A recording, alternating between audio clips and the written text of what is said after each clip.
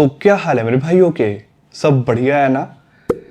कई सालों के बाद जाके ऐसा लग रहा है कि मुझे दोबारा प्यार हो गया है।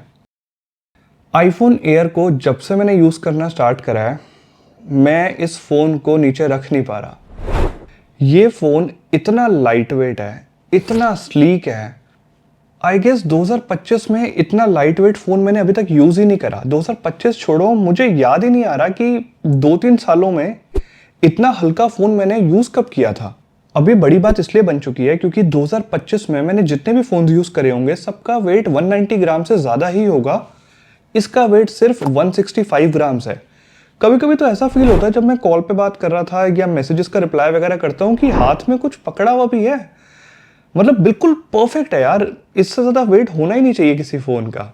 Unlike iPhone 17 and iPhone 17 pro, iPhone air में साइड का फ्रेम अभी भी टाइटेनियम का है, ग्लॉसी फिनिश के साथ आता है। थोड़े बहुत ये फिंगरप्रिंट कैच करता है, लेकिन जब फ़ोन की थिकनेस सिर्फ 5.6 mm हो तो एक कंसर्न होता है कि क्या ये फ़ोन बेंड तो नहीं हो जाएगा जब भी हम बैठेंगे पॉकेट में पड़े पड़े, थोड़ा सा जब मूव करते हैं तो ये बेंड ना हो जाए। आई मीन ड्यूरेबिलिटी एक बहुत बड़ा कंसर्न होती है, बट जेरी रिक एवरीथिंग ने एक चीज़ क्लियर कर दी that it's one of the most durable phones of all time. जितने भी तक आईफोन्स आए हैं पूरा बेंड करके देखा, पूरा जोर लगा दिया था, बट ये फ़ोन बेंड नहीं हो रहा था। तो ये काफ़ी ड्यूरेबल है एंड इस चीज़ के लिए तो मैं एप्पल को डेफिनेटली अप्रिशिएट करूँगा। I mean just look at the camera module. ये कैमरा प्लेटो कह रहे हैं इसको। मुझे पर्सनली पिक्सल फोन्स का कैमरा वाइजर हमेशा से ही बहुत अच्छा लगा है और ये आईफोन में कैमरा प्लेटो देखने में बहुत ज़्यादा अट्रैक्टिव लग रहा है। इसको ना एक बार एप्पल स्टोर या कहीं भी ऑफलाइन स्टोर पे जाके एक्सपीरियंस करना, बिकॉज ट्रस्ट मी वीडियो में जस्टिफाई करना डिज़ाइन को बहुत मुश्किल है, बट पर्सनली जब देखोगे ना ये फ़ोन बहुत बहुत ज़्यादा अच्छा लगता है। स्क्रीन साइज भी 6.5 इंच का है जो ऑलमोस्ट परफेक्ट है और ये OLED प्रो मोशन डिस्प्ले है, that means 120 hertz refresh rate के साथ आती है। गूगल पे आर्टिकल चेक करने हो या कहीं पे भी स्क्रॉल करना हो एकदम स्मूथ और रिस्पॉन्सिव फील होती है। बट हाँ, सभी ऐप्स में 120 हर्ट्ज वर्क नहीं करता, कुछ ऐप्स में 80 हर्ट्ज पे चली जाती है ये, बट 60 हर्ट्ज से तो ऑब्वियसली काफ़ी बेटर है कंटेंट वॉचिंग के लिए। मूवीज़ देखनी हो, क्रिकेट मैच देखने हो, कलर्स बहुत अच्छे लगते हैं, प्रॉपर डीप ब्लैक्स के साथ जितने सैचुरेटेड कलर्स होने चाहिए उतने ही है। डिस्प्ले की कलर एक्यूरेसी बहुत अच्छी है और 6.5 इंच की स्क्रीन है यार। नॉर्मली टाइपिंग भी कर रहा था ना तो बहुत कंफर्टेबल फ़ोन फील होता है। लेकिन ये परफेक्ट सा फ़ोन कुछ कॉम्प्रोमाइज़ के साथ आता है और वो कॉम्प्रोमाइज़ करने चाहिए या नहीं, एक तो ये बहुत बड़ा सवाल है। दूसरा, इस फ़ोन का प्राइस। इंडिया में आईफोन एयर 1,20,000 का लॉन्च हुआ है। 5,000 कार्ड डिस्काउंट के बाद 1,15,000 कॉस्ट करता है, बट प्राइस की बात थोड़ी देर में करेंगे। एक्चुअली एप्पल को ना इतना स्लीक और इतना लाइट वेट फ़ोन बनाने के लिए कुछ कॉम्प्रोमाइज़ करने पड़े, कुछ कंपोनेंट्स को, कुछ पार्ट्स को रीअरेंज करना पड़ा, तब जाके ये लोग इतना स्लीक फ़ोन बना पाए हैं। लेकिन यहाँ पे एप्पल ने मेरे अकॉर्डिंग थोड़ी बहुत गलतियाँ भी करी हैं। उन गलतियों को ना स्टबर्ननेस भी कह सकते हैं। देखो, सारे ब्रांड्स स्पेशली जो चाइनीज मैन्युफैक्चरर्स हैं वो सिलिकॉन कार्बन बैटरीज की तरफ मूव कर गए हैं। आईफोन एयर के अंदर 3150 mAh की बैटरी है, टू बी प्रिसाइज 3149 mAh की बैटरी है। और मैंने इस फोन को अभी तक जितना यूज करा, ये फोन मेरे को 3.5 से 4 घंटे का स्क्रीन ऑन टाइम दे रहा है, जिसके अंदर मैंने कभी भी बिल्कुल भी गेमिंग नहीं करी। सिर्फ कंटेंट वॉचिंग के लिए फोन यूज हुआ है, सोशल मीडिया एप्स यूज हुई हैं और बाकी फोन कॉल्स। एक लाइट यूजेज के साथ मुझे ये 4 घंटे का स्क्रीन ऑन टाइम दे रहा है।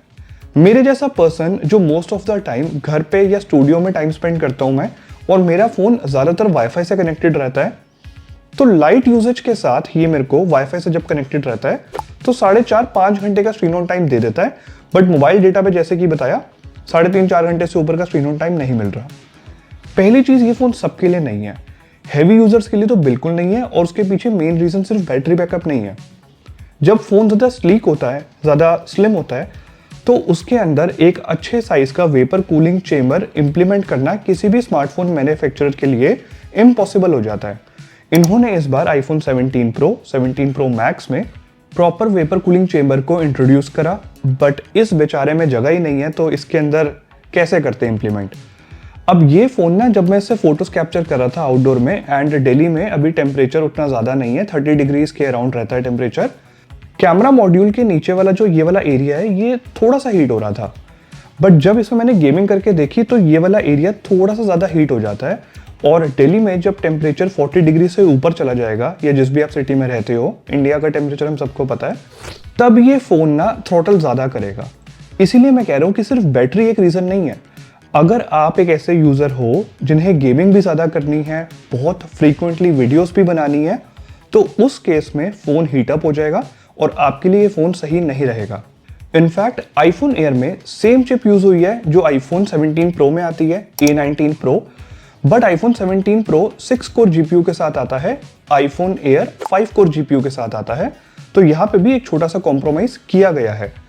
अब ये कह लो कि प्राइसिंग को लेके शायद ऐसा करा है, क्योंकि आईफोन एयर का प्राइस आईफोन 17 प्रो से अराउंड 15,000 रुपये कम है इंडिया में, और अगर आईफोन 17 से कंपेयर करें जो 77,000 के अराउंड है, उससे ये फ़ोन ऑलमोस्ट 40,000 रुपीज़ ज़्यादा एक्सपेंसिव है। आईफोन 17 में भी वैसे 5 कोर जीपीयू आता है, बट वो इतना स्लीक फ़ोन नहीं है, तो वो इतना थ्रॉटल नहीं करेगा जितना ये करता है। अब अगर आईफोन 17 और 17 प्रो से कंपेयर कर ही रहे हैं, आईफोन के स्टीरियो स्पीकर्स हमेशा वन ऑफ द बेस्ट रहे हैं, बट आईफोन 17 एयर में स्पेस कम होने की वजह से बॉटम फायरिंग स्पीकर रिमूव कर दिया है, और ये जो टॉप साइड पे ईयर पीस है, बस यहीं पे एक स्पीकर दिया गया है जो ना तो उतना ज़्यादा लाउड है और इसमें थोड़ा सा बेस भी मिसिंग है।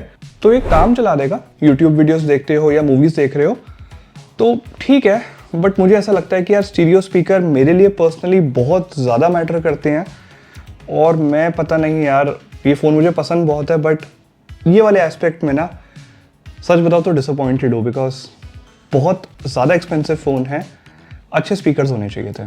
फोर्थ कॉम्प्रोमाइज़ कैमरा सेटअप में देखने को मिलता है। इसमें जो प्राइमरी सेंसर है 48 मेगापिक्सल का, वो आईफोन 17 प्रो 17 प्रो मैक्स वाला नहीं है, 16 प्रो वाला भी नहीं है। ये आईफोन 17 वाला सेंसर साइज है, 1/1.56 इंच का सेंसर है ये। 17 प्रो में 1/1.28 इंच का सेंसर साइज आता है। लो लाइट में इमेजेस ऑब्वियसली वो बेटर कैप्चर करते हैं, बिकॉज सेंसर साइज उनका बड़ा है, लाइट ज़्यादा इंटर हो जाती है। ये डे लाइट में बहुत अच्छी इमेजेस कैप्चर कर लेता है, और थोड़ा बहुत जूम करके भी अगर इमेजेस कैप्चर करोगे, इसको अगर आप कंपेयर ना करो, जो जूम्ड इमेजेस हैं उन्हें अगर कंपेयर ना करो, देन रिजल्ट्स काफ़ी सेटिस्फाइंग है, सफिशिएंट डिटेल्स है, डायनामिक रेंज ठीक है, एंड कलर साइंस एप्पल की हमको पता है, अच्छे कलर्स देखने को मिलते हैं, आई प्लीजिंग होते हैं, बहुत ज़्यादा बूस्टेड नहीं होते, बट कलर्स अच्छे हैं। लेकिन टेलीफोटो लेंस को एक बार को इग्नोर अगर कर भी दें तो 2x पोर्ट्रेट्स आप कैप्चर कर सकते हो। सेंसर क्रॉप का यूज करके ये 12 मेगापिक्सल पे डिसेंट पोर्ट्रेट्स कैप्चर कर लेता है, बट ये टेलीफोटो लेंस को तब भी रिप्लेस नहीं कर सकता, बिकॉज टेलीफोटो लेंस से कैप्चर करे हुए पोर्ट्रेट्स की बात ही अलग होती है। स्पेशली आईफोन 16 प्रो 17 प्रो, मतलब वो तो बहुत कमाल के पोर्ट्रेट्स कैप्चर करते हैं। लो लाइट में कैमरा थोड़ा स्ट्रगल करता है, बिकॉज पिक्चर्स में नॉइस देखने को मिल जाती है, तो इमेज क्वालिटी प्राइस को जस्टिफाई नहीं कर पाती, to be very honest. Videos आज भी आईफोन के कैमरास बहुत अच्छे रिकॉर्ड करते हैं। हाई क्वालिटी में 4K वीडियोस रिकॉर्ड करनी हो, देन ये बहुत अच्छा ऑप्शन है। वीडियोस में auto focus, dynamic range, white balance, सब कुछ बहुत सही है। इवन जो एक्सपोजर शिफ्ट है वो भी बहुत स्मूथ है, जैसे कि आप इस वीडियो सैंपल में देख सकते हो। वीडियोस रिकॉर्ड करने के लिए मैं रिपीट कर रहा हूँ, बहुत अच्छा ऑप्शन है ये। स्टिल इसमें अल्ट्रा वाइड एंगल लेंस का ना होना बहुत बड़ी डिसअपॉइंटमेंट है।